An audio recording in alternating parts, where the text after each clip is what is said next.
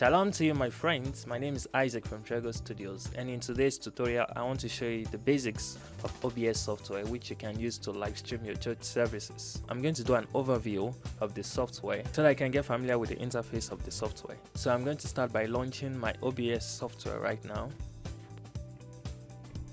This is the interface of the OBS software. There are two basic modes of the interface. We have the studio mode and we have the standard mode. Now, if you launch your OBS software and you do not see the interface displayed this way, then it's probably because you are not yet on studio mode. So if you come to this lower part of the software, you are going to see this studio mode. So if yours is not activated, this is the way it's going to be displayed.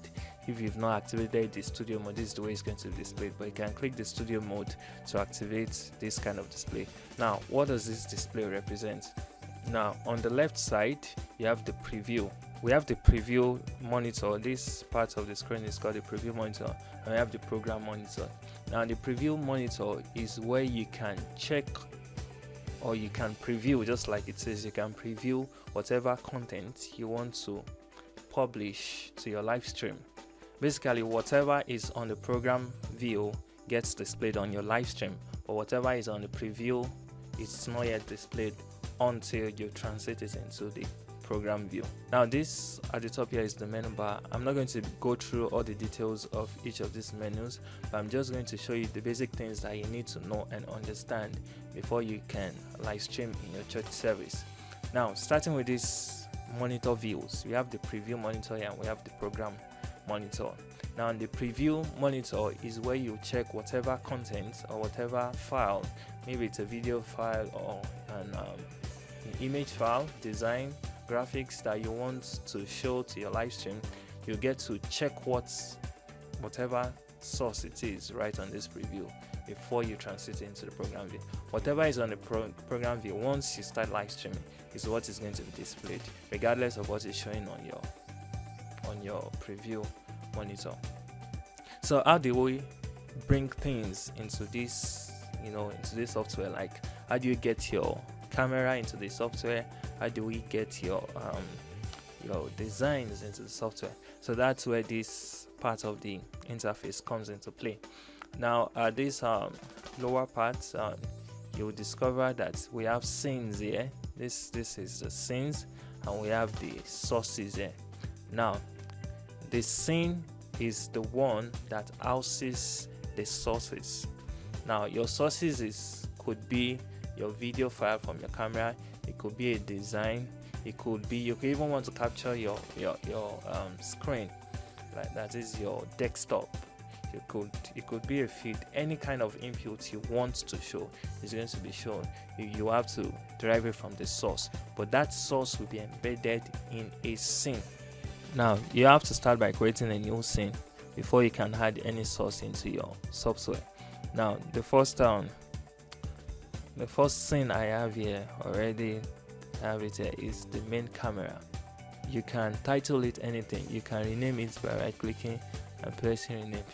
You could name it your camera 1, anything you would like to call it. Now, you could create another scene that is called camera 2. You could create another scene where your graphics are going to be stored. These are your designs, your thumbnails, or when the camera goes off, you want to display anything, that's where you're going to select that. Now, you'll notice that I've added these different scenes, but nothing is showing. That's because there are no sources in these scenes yet. So you have to add sources to these scenes to make them show up inside this preview. Now, inside camera 1, if you want to bring a camera feed, you can now decide to add again. You add a video source. Now, so you are going to be adding a video source through a video capture device. Now, once you click it, you are going to name it. So you could also name it camera 1 capture device. So once you create new, say okay. Now, this is where you can now select where the source of your camera is going to come from. Normally, if you plug your capture device. Now I'm talking about these little things here. You could, if you are using a capture card like this, now once you plug it to your computer, it's going to be displayed as a USB video inside the source. So but right now it's not plugged in and it's not going to show. You can only see OBS virtual camera, which is not a real camera.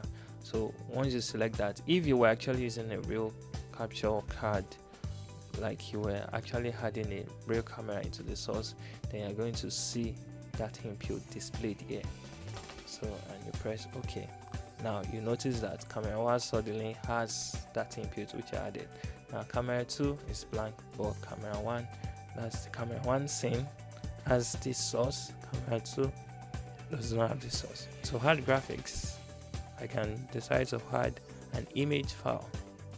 So I can call that image file my thumbnail, the thumbnail of the service we're about to stream.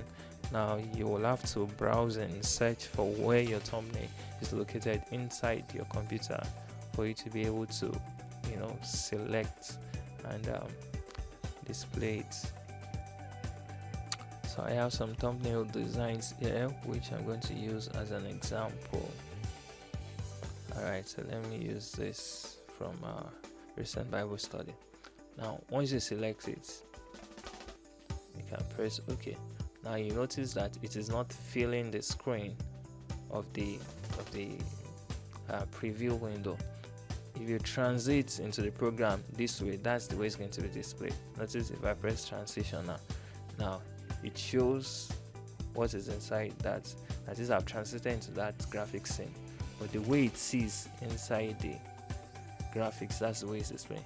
Now, but I could make it fill up by using using the bounding box.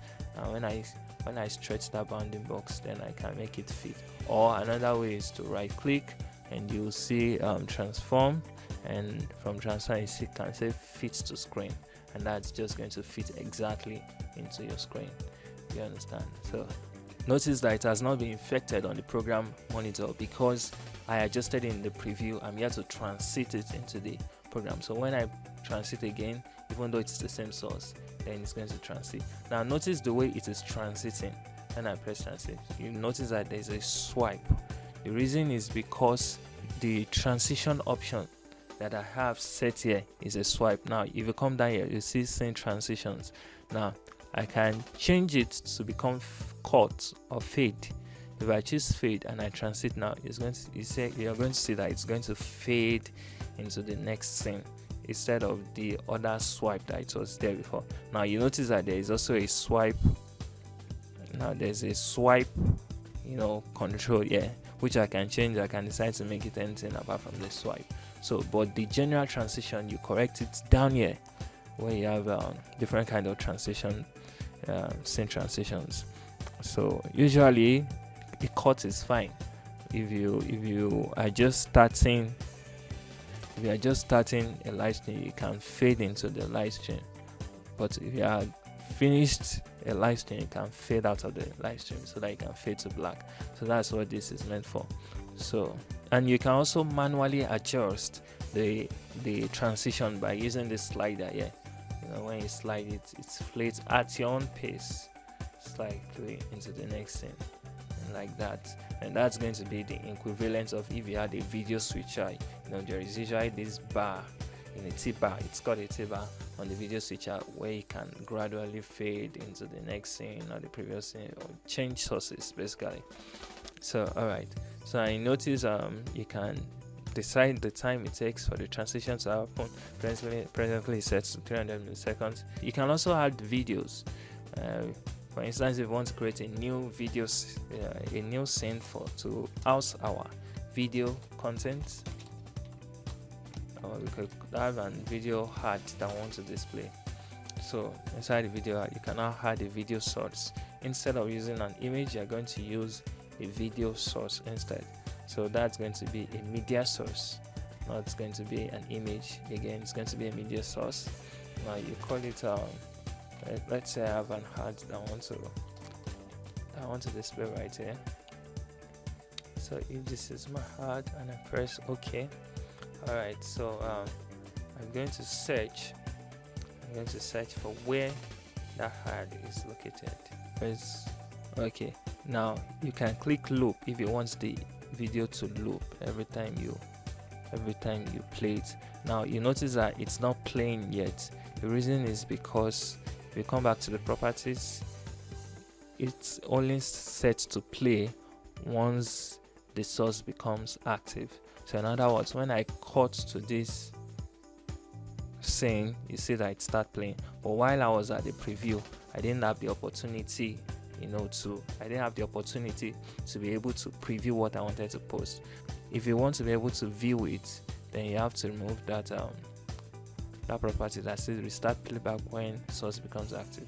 So when you click that, you'll be able to see what your feed is actually doing before you post it. So you could adjust the size, do anything you want to it before you now transition into it. You understand? So alright, so that's it. Another thing is you could place scenes inside another as a source inside another scene. Now this is what I mean. Now for instance, if I want to have my HUD displayed just where my design is placed, now how do I achieve that? I'm going to create a new scene and call this margin. I call this margin, and I'm going to create a new source, but that source is going to be a scene. I'm going to add a scene as a source, so it's going to come up with all the scenes we have existing. This time I'm going to use our video HUD scene, and I'm also going to add our graphics scene. So the two are here. Now notice that you can't see the video ads. That's because the video ads is placed under the graphics scene. You understand? So I have to bring this under if I want to see the video ad, just the way it is here. Now I can adjust individual of these things one after the other. Now I am going to use this bounding box to adjust the sizing of the image. Now notice that the bounding box is actually the bounding box of the scene and not the bounding box of the video file. That's because inside our scene, which we added, which is the video ad scene, the source itself is not fit to screen. So if I were to fit this to screen, transform fits to screen.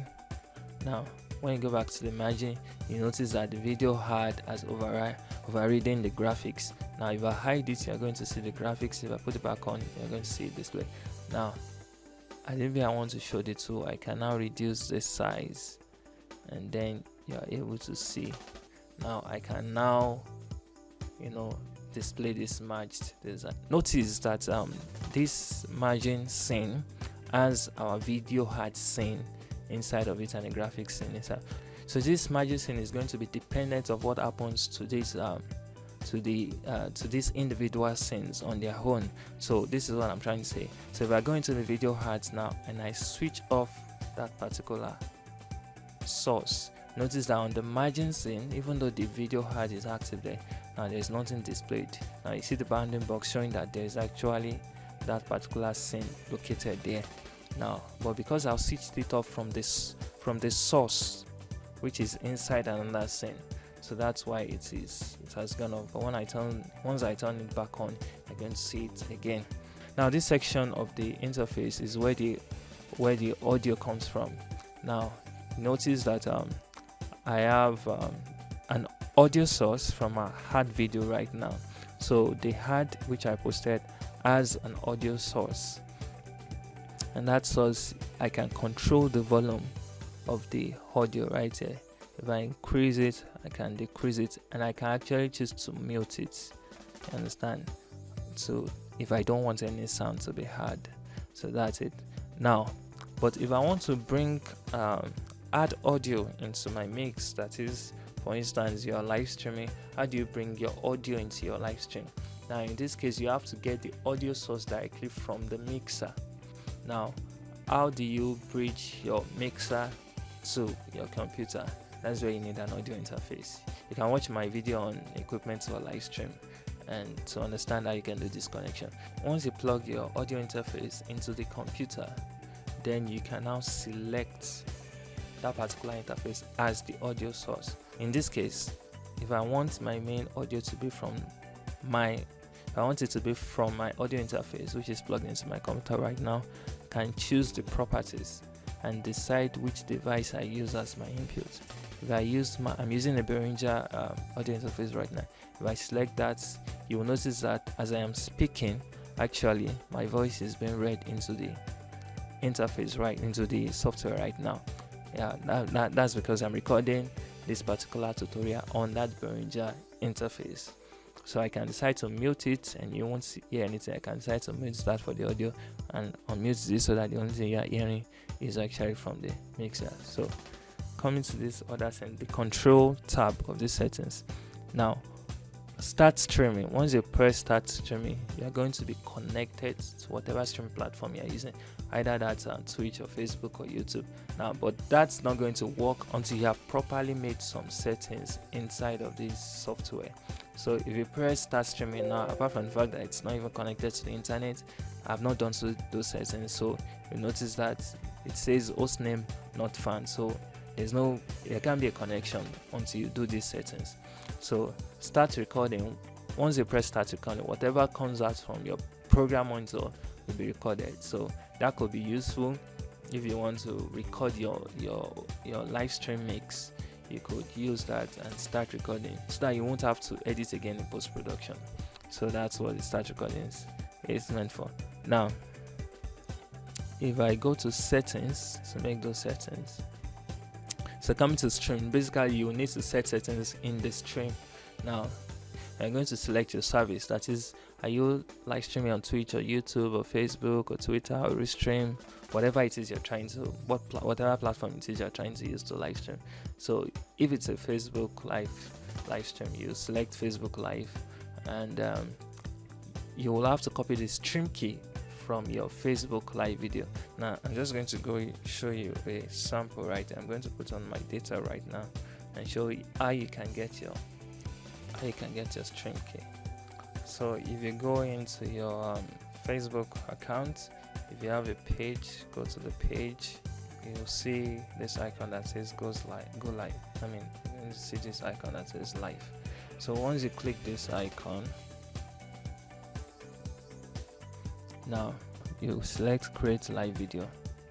So now you'll decide whether I want to use the webcam or the streaming software, because in this case it's the streaming software, which is OBS. Now you copy the stream key.